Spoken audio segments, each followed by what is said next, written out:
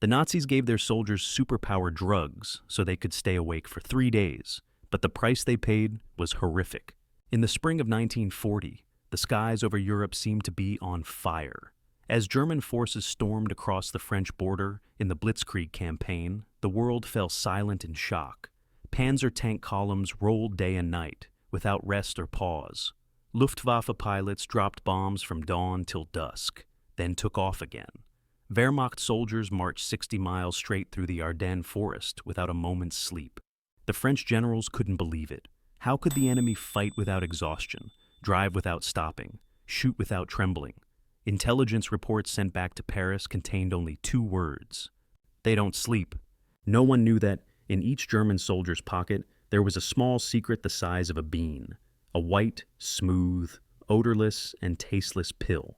Its name was Pervitin, a pure form of methamphetamine, mass-produced by the Temmler Company in Berlin, originally marketed as an energy vitamin for housewives.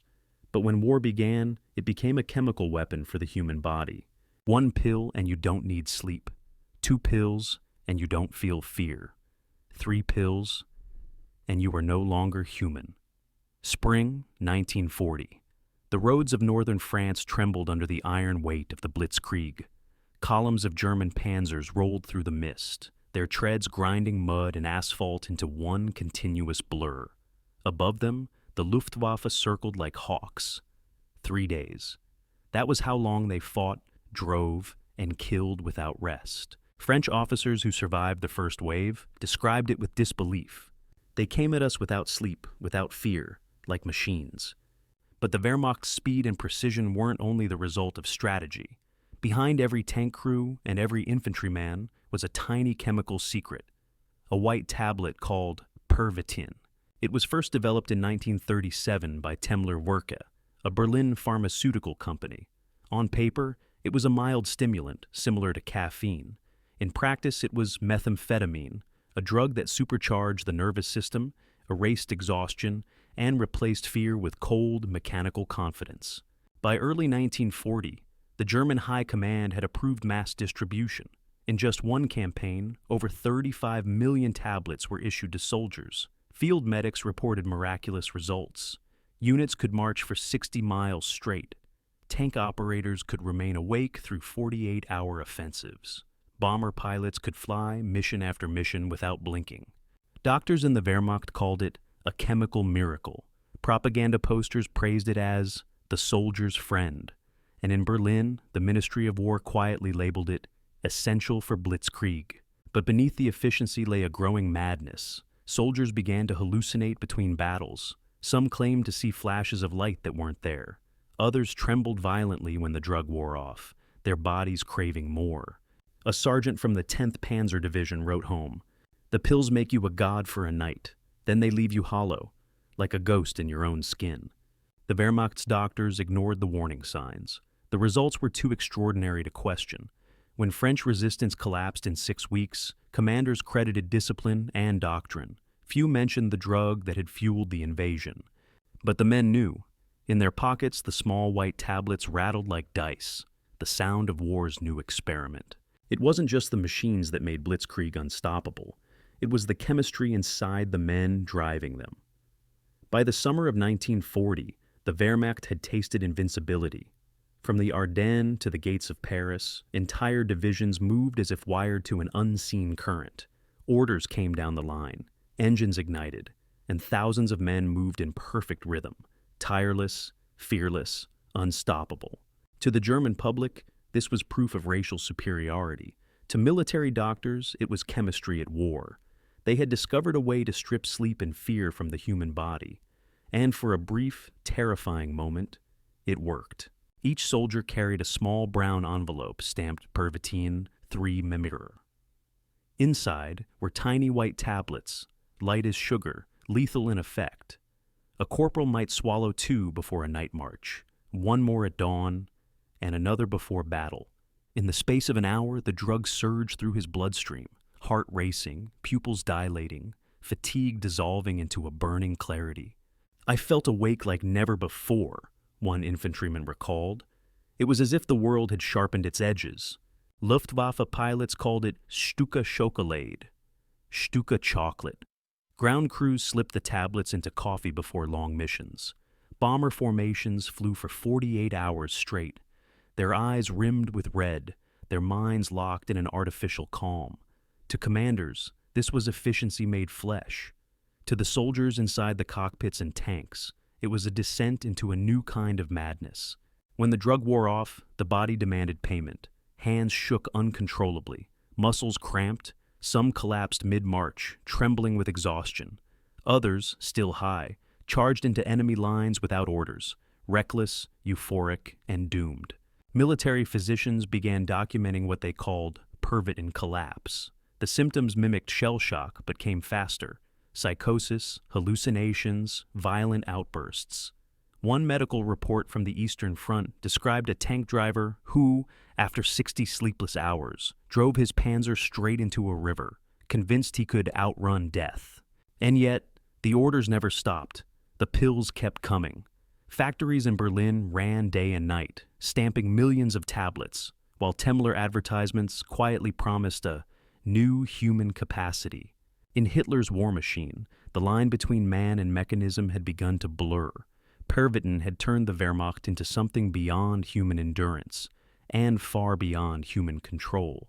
But even as the high of war carried them deeper into victory, the fall was already beginning, because the drug that kept them awake was also slowly tearing them apart. By 1941, the German army no longer marched on adrenaline alone. It marched on Pervitin. Millions of tablets coursed through the veins of Hitler's armies as they turned east, toward Russia, toward disaster. Operation Barbarossa began at dawn on June 22nd. 3 million men crossed the border, racing across the vast Soviet plains in a blur of dust, diesel, and amphetamine. Commanders called it the greatest invasion in history. Doctors called it the ultimate experiment. For the first few weeks, the results were staggering. Tank crews fought for 70 hours without sleep. Messengers ran day and night through forests choked with smoke. Infantrymen laughed off pain and hunger, driven by the same white tablets that had conquered France. But the Russian front was not France. The roads froze, the engines died, and the soldiers, stripped of rest and warmth, began to break apart. A medic from the 18th Panzer Division recorded in his diary, "The men do not sleep. Their eyes burn red. They speak of ghosts in the trees. They tremble when the pills are gone." By winter, Pervitin had turned from miracle to curse. What once erased fatigue now deepened it beyond recovery. Addiction spread through the ranks, men stealing from supply boxes, trading food for pills, taking double doses to stop the crash. When the army tried to cut back, entire platoons collapsed from withdrawal. Even the Führer wasn't immune. Hitler's personal physician, Dr. Theodor Morell, began injecting him daily with a mixture of vitamins, hormones, and methamphetamine. Witnesses noticed his hands shaking, his mood swinging wildly between euphoria and despair. In the film reels of 1944, his jaw clenches, his eyes flicker, the unmistakable signs of dependency. The myth of the super soldier was rotting from the inside.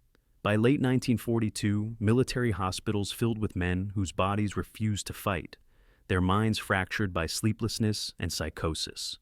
Officers begged for replacements. Doctors begged for rest orders. The Ministry of War refused both. The Blitzkrieg machine that had once devoured Europe now devoured its own.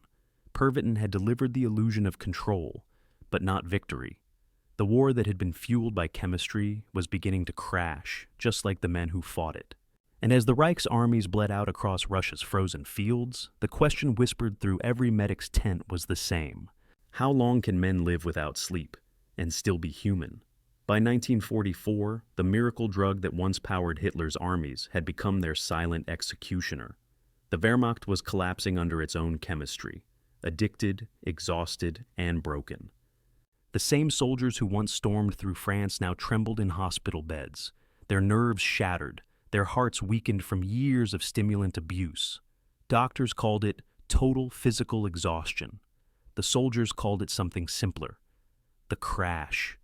On the Eastern Front, men begged for more pills just to stay alive. Without them, the nightmares came, shaking, vomiting, hallucinating. One report described a panzer crew that hadn't slept for 5 days. When the drugs ran out, they shot at shadows, convinced the Soviets were crawling through the snow around them. When medical officers tried to confiscate supplies, some units revolted. The drug had become as vital as fuel or ammunition. Yet even Hitler himself was unraveling. Dr. Theodore Morell's injections, once sold as vitamin therapy, now included methamphetamine, opiates, and sedatives in a chemical carousel that left the Führer erratic, paranoid, and physically decaying. His trembling hands and glassy eyes, captured in newsreels from 1945, were the final proof of his dependence. The empire he built on steel and speed was disintegrating from the inside, one pill at a time. When Germany finally surrendered in May 1945, Allied troops discovered millions of unused Pervitin tablets scattered across bunkers, warehouses, and medical depots. They found soldiers who hadn't slept in weeks, their minds hollow, their bodies wasting away. In Berlin, some civilians, desperate to escape hunger and fear, had begun using the pills themselves. The drug of Blitzkrieg had turned inward, feeding on its own people. After the war, Pervitin was banned, but it was too late. Its formula spread, first to Allied military labs, then to post-war pharmaceutical markets. By the 1950s, methamphetamine reappeared under new brand names for truck drivers, students, and even soldiers in Korea and Vietnam. The cycle had begun again. Historians would later call it the chemical war within the war, a battle not fought with bullets, but with biochemistry. The Germans didn't invent the super soldier, one post-war doctor wrote. They invented the illusion of one. What began as a pill for victory ended as a lesson in human fragility, a reminder that no drug, no machine, no empire can keep men awake forever.